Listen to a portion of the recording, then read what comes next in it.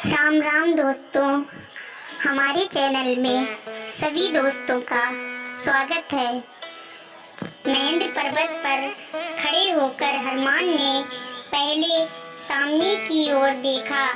अनंत सागर लहरा रहा था। उस ऊपर देखा तो अनंत आकाश था। पवन देवता का स्मरण करके उन्होंने अपनी लंबी भुजाएं आगे फैलाकर छलांग लगा ली और पवन की गति से लंका की ओर उड़ चले। हवा को चीरते हुए वे गरजते चले जाते थे।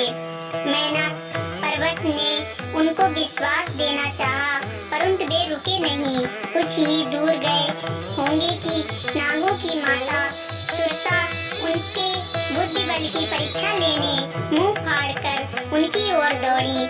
हनुमान ने अपनी विनय की, पर वह ना मानी और अपना मुंह बढ़ाने लगी। हनुमान भी अपना शरीर बढ़ाते गए। जब उसका मुंह बहुत चौड़ा हो गया, तब हनुमान अपना शरीर छोटा करके उसके मुंह में घुसकर तुरंत निकल गए आए और बोले, माता, अब तो मैं तुम्हारे मुंह में घुसकर बाहर आ गया हूँ।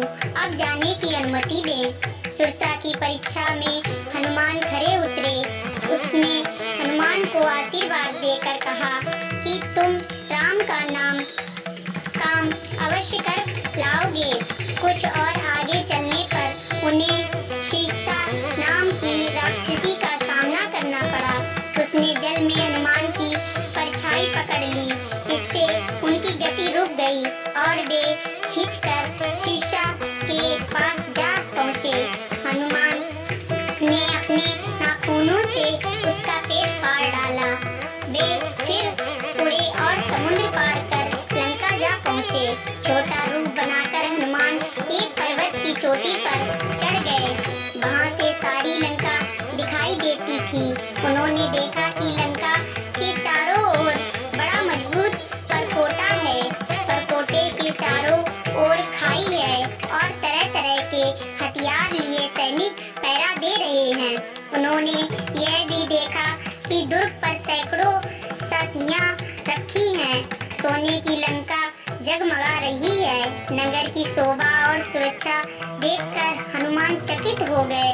उन्होंने रात के अंधेरे में लंका में प्रवेश करना ठीक समझा। बिडाल का सा छोटा रूप बनकर हनुमान लुकते छिपते लंका में घुस गए। उन्होंने देखा कि लंका में एक से एक उत्तम भवन है। चांदनी रात में वे एक अटारी से दूसरी अटारी पर आसानी से कूदने लगे। सीता उनको कहीं दिखाई नहीं दी। तब वे रावण के महल में घुस गए। उन्होंने देखा कि रावण एक सजे हुए पलंग पर सो रहा है। आसपास उनके सुंदरियां सो रही हैं। इधर उधर मदिरा की प्यालियां पड़ी हैं। हनुमान ने बड़ी सावधानी से रावण का अंतपुर छान डाला, परंतु सीता उनको कहीं ना मिली। मंदोदरी को देखकर उनको सीता का भ्रम भी हुआ, परंतु उन्होंने शीघ्र ही समझ लिया कि वे रावण के महल में सीता इस प्रकार निश्चिंत होकर नहीं सो सकती। उन्होंने एक एक गली, एक एक घर देख लिया, पर सीता कहीं ना मिली। रावण के पुस्तक विमान को देखकर उन्हें बड़ा आश्चर्य हुआ। वह वहाँ अद्भुत था। अब उसके पंखों में मणियां जड़ी हुई थी। अनंतपुर से लगी हुई रावण की अशोक वाटिका का थी। एक परकोटे के ऊपर से हनुमान ने उसे देख लिया और पहरेदारों की आंख बचाकर उसमें घुस गए। अशोक वाटिका में तरह तरह के सुंदर वृक्ष थे और बीच में एक ऊंचा भवन था। अशोक के पेड़ पर चढ़कर हनुमान उसे देखने लगे। उन्हें तरह तरह की मुंह वाली अनेक राक्षसियां दिखाई दी। फिर उन्होंने देखा कि उनके बीच में एक उदास स्त्री बैठी आंसू बहा रही है। उनको लगा कि हो ना हो यही सीता जी हैं। उन्होंने मन ही मन उन्हें प्रणाम किया और वे सोचने लगे किस प्रकार माता से बात हो। तरह तरह की बातें सोचते वे पत्तों में छिप बैठे थे। अब रात का अंतिम पहर आ गया। नगरी में वेद पाठ होने लगे। रावण भी जागा और अपनी रानियों और दासियों को लेकर अशोक वाटिका में आ पहुंचा। हनुमान डाली पे चिपक गए जिससे कि किसी का निगाह उन पर ना पड़े। रावण को देखकर सीता थरथर कांपने लगी। रावण ने सीता को अनेक प्रकार के भय लोभ दिखाए, परंतु सीता ने रावण का तिरस्कार ही किया। सीता ने कहा, यदि तुम मुझे स्वामी के पास पश्चात क्षमा नहीं मांगोगे तो वे तुम्हारा सर्वनाश कर डालेंगे।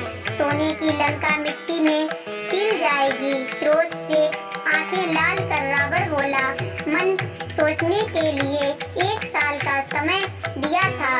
साल पूरा होने में 2 महीने बचे हैं। इस बीच यदि तुम मेरी बात नहीं मान लेती तो मैं अपनी चंद्रहास तलवार से तुम्हारा गला काट कर फेंक दूंगा। इतना कहकर रावण चला गया। रावण के चले जाने पर त्रिजटा नाम की एक बूढ़ी राक्षसी ने दूसरी राक्षसियों से कहा, पिछली रात मैंने एक सपना देखा है। सारी लंका समुद्र में डूब गई। विभीषण को छोड़कर सब दक्षिण दिशा को चले गए हैं।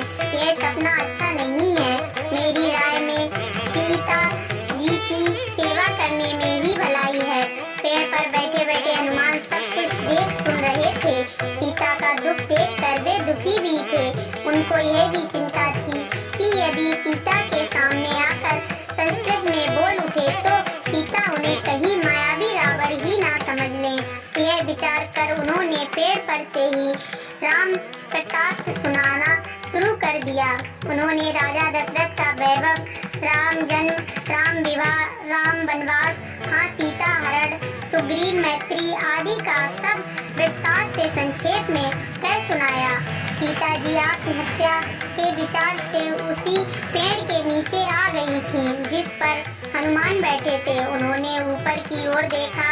हनुमान को देखकर पहले तो वे घबराई, पर उनकी बातों से और उनके व्यवहार से भरोसा हो चला कि वे राम के ही दूत हैं और वह पता लेने के लिए यहाँ आए हैं। अब हनुमान ने देखा कि सीता के मन में बार बार संदेह उठ रहे हैं तो उन्होंने पर्वत पर फेंके हुए आभूषणों की चर्चा की और अंत में राम की दी हुई मुद्रिका दी।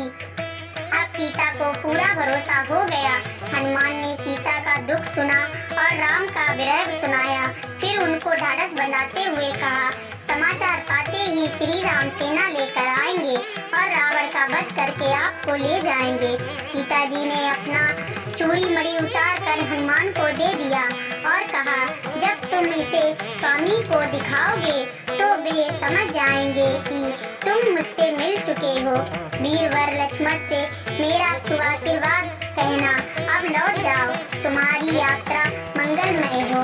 दोस्तों, ये कथा आपको कैसी लगी?